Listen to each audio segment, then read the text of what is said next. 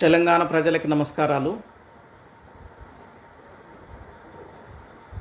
ఈ రాష్ట్ర ముఖ్యమంత్రి కేసీఆర్ గారు కేంద్ర ప్రభుత్వం మీద తప్పుడు ప్రచారం చేయడం పనిగా పెట్టుకోవడం జరిగింది. దాంట్లో భాగంగానే కేంద్ర ప్రభుత్వం రైతుల మోటార్ల దగ్గర మీటర్లు బిగించాలని చెప్పి ఆదేశాలు ఇచ్చినట్టుగా, చట్టం చేసినట్టుగా తెలంగాణ రైతాంగం దృష్టిలో కేంద్ర ప్రభుత్వాన్ని అబాస్పాలు చేయడం కోసం కంకణం కట్టుకొని కావాలనే దుష్ప్రచారం చేస్తూ ఉన్నాడు.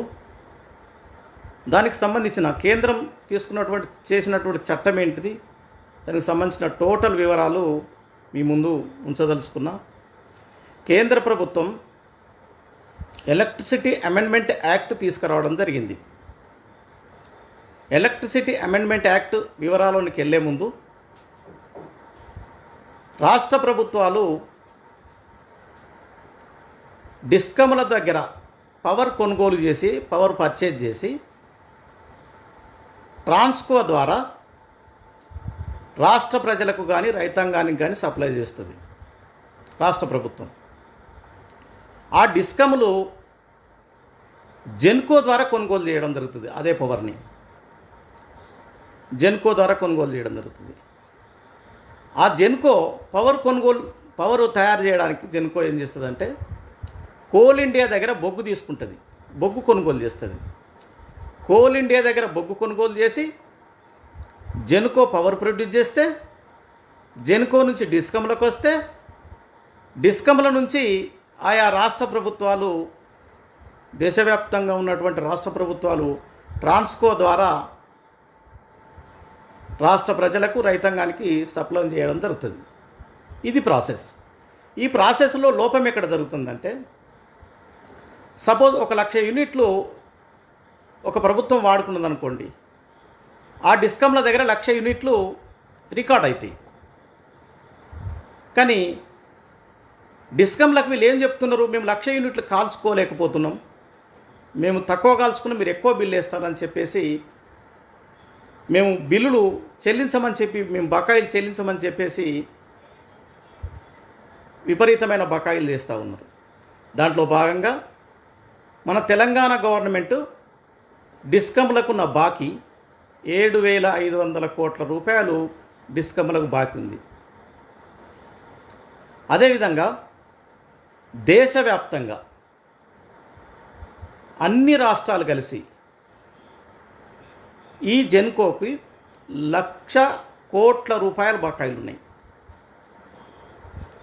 1,00,000 కోట్ల రూపాయలు, అక్షరాల 1,00,000 కోట్ల రూపాయలు జెన్కోకు డిస్కమ్లు బాకీ పడున్నాయి. డిస్కమ్లకు ఆయా రాష్ట్ర ప్రభుత్వాలు బాకీ పడున్నాయి.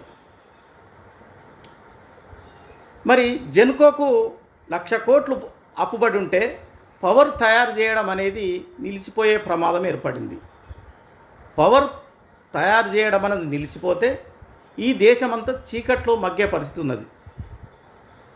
ఇక్కడ జెన్కో పవర్ తయారు చేయాలంటే బొగ్గు కావాలి. బొగ్గు కావాలంటే కోల్ ఇండియా వాళ్ళకి జెన్కో కూడా బాకీ పడాల్సిన పరిస్థితి వచ్చింది.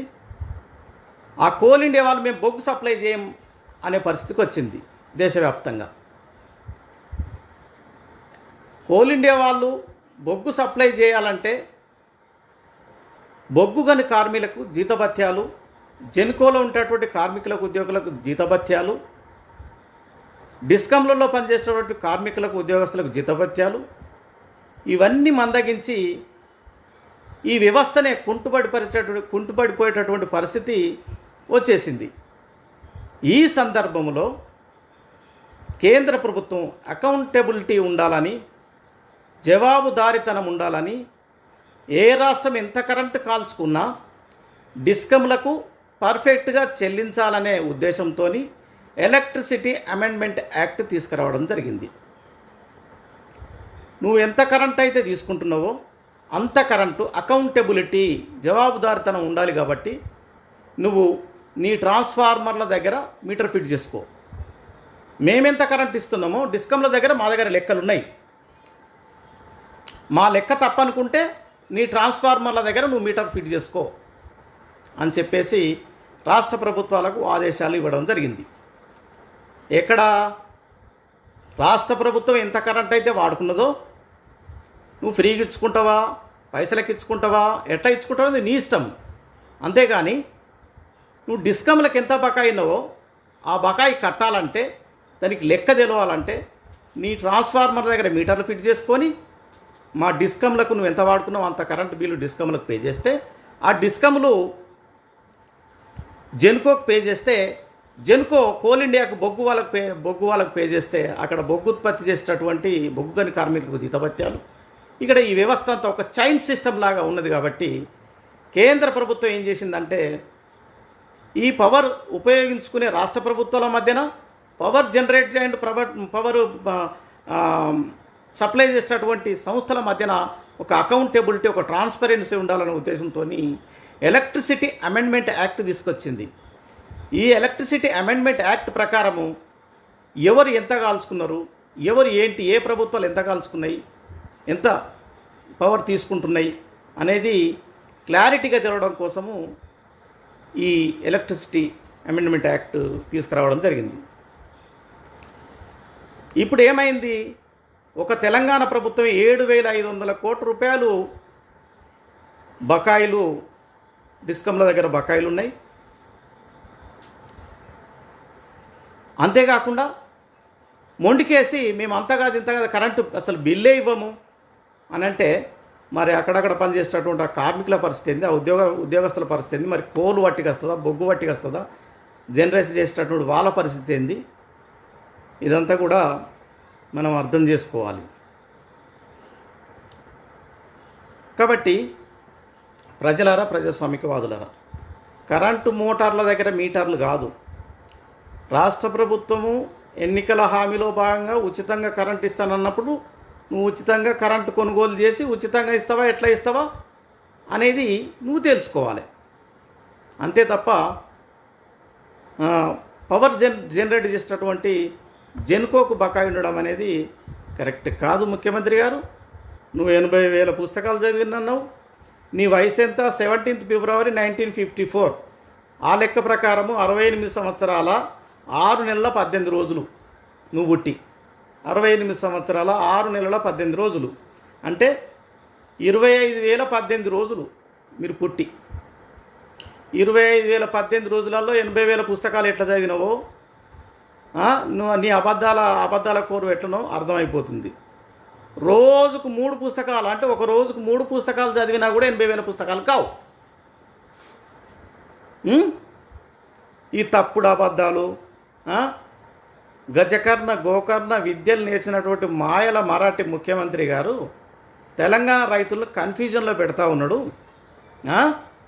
చక్కగా నువ్వు ఎంత కరెంట్ అయితే తీసుకొచ్చుకున్నావో అంత కరెంటుకు 7,500 రూపాయలు, 7,500 కోట్ల రూపాయలు ఆ బకాయి చెల్లించు.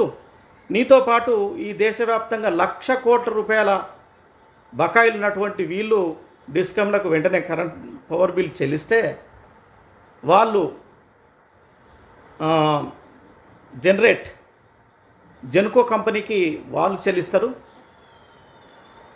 అట్లా సిస్టమ్ అంతా డిజార్డర్లో ఉన్నటువంటి సిస్టమ్ అంతా కూడా ఆర్డర్కి వచ్చేస్తుంది. అందరూ కూడా హ్యాపీగా ఉండే పరిస్థితి ఉంటుంది. ఈ తప్పుడు అబద్ధాలతో పూట కట్టుకోవడం అనేది ఇంకా ఆపు కేసీఆర్. వెనుకటి లెక్క కాదు, ప్రతి దానికి లెక్కలు విధానాలు అన్నీ ఉంటాయి, ప్రతిదీ రాతపూర్వకంగా ఉంటాయి. నువ్వు ఎలక్ట్రిసిటీ అమెండ్మెంట్ యాక్ట్ బిల్లు తీసుకొచ్చుకొని ఒకసారి చదువు. నువ్వు ఇట్లనే తప్పుడు ప్రచారాలు చేస్తే ఆ ఎలక్ట్రిసిటీ అమెండ్మెంట్ యాక్ట్ బిల్లు తీసుకొచ్చి తెలంగాణ రాష్ట్ర ప్రజలకు ఒక్కొక్క కాపీ చొప్పున సప్లై చేయడం జరుగుతుంది. అప్పుడు నీ బండారం అంతా బయటపడుతుంది. ముఖ్యమంత్రి గారు, ఈ అబద్ధాల మాటలు ఆపు. నువ్వు బాకీ పడ్డటువంటి 7,500 కోట్ల రూపాయలు వెంటనే డిస్కమ్లకు చెల్లించు. డిస్కమ్లు జెన్కోకు చెల్లిస్తాయి. ఎక్కడ కూడా అప్పులు సప్పులు లేకుండా హ్యాపీగా ఈ సిస్టమ్ అంతా కూడా హ్యాపీగా నడుస్తుంది. ఈ తప్పుడు అబద్ధాలు మాట్లాడు బంద్ చేయి. ప్రజలారా, ప్రజాస్వామికవాదులారా, ఈ విషయాన్ని అందరూ కూడా గమనించాలని చెప్పి ఈ సందర్భంగా మీకు అందరికీ విజ్ఞప్తి చేస్తూ, ఎవరు ఏది చెప్పినా ప్రజలు అనేవాళ్ళు పక్కా సమాచారం తీసుకోవాలి. ప్రజలు చరిత్ర నిర్మాతలు. ప్రజలు హీరోని జీరో చేస్తారు, జీరోని హీరో చేస్తారు. అబద్ధం ఎవడు మాట్లాడుతుండో నిజం ఎవరు మాట్లాడుతున్నారో పసిగట్టాల్సినటువంటి అవసరం ఉన్నది. ప్రజలు చైతన్యం కానంత కాలం ఇలాంటి వాళ్ళ ఆటలు సాగుతూ ఉంటాయి. చైతన్యం ప్రశ్నించినంత కాలం దుర్మార్గం రాజ్యం వెళ్తుంది. కాబట్టి ఎవరు తప్పు మాట్లాడినా దాన్ని పసిగట్టాలని, ప్రజలు ఎండగట్టాలని, ప్రజలు ఆలోచించాలని చెప్పేసి ఈ సందర్భంగా తెలియజేస్తూ అందరికీ ధన్యవాదాలు.